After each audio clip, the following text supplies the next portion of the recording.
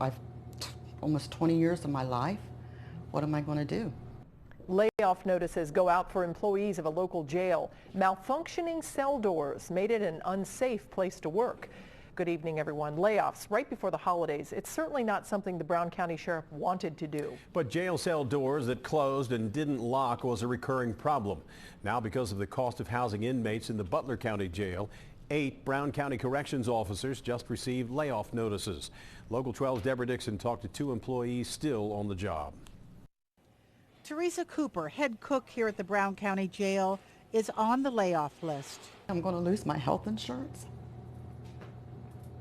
I feel like I'm losing 19 and a half years of my life that I've been here. I love my job. Teresa hopes to come back. Repairs could take 3 months or longer.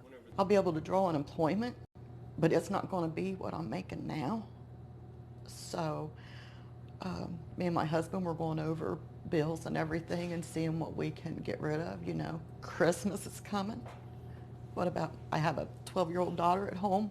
Some will find new jobs. Susie Mitkenbaugh is the jail paramedic.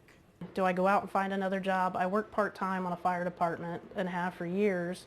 Do I try and find another department to run with? It's just that I'm not sure what to do. There's a rod that's supposed to drop down whenever the door goes shut. The rod drops down and it keeps the door locked.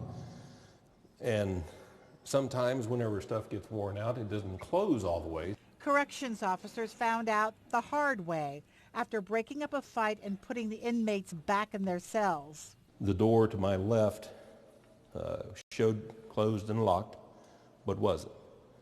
And the inmates got on it and pushed it back.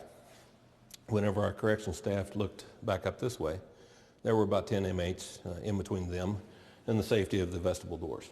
When the jail was built in the early 80s, it was a state-of-the-art facility, but a couple of years later, the company that built it went out of business, and Brown County couldn't get replacement parts.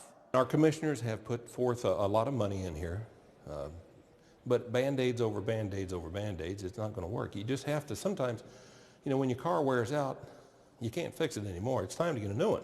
Bids are coming in at about $1 million. Smith says it's worth it. I can't think of a worse thing to do than to go to one of our staff's house and tell them that they were hurt or killed because of a door. Smith says when Teresa Cooper comes back as head cook, comes back for her 20th year, it will be a safer place to work. Deborah Dixon, Local 12 News. 88 inmates are now housed in the Butler County Jail, costing about $4,800 a day. A police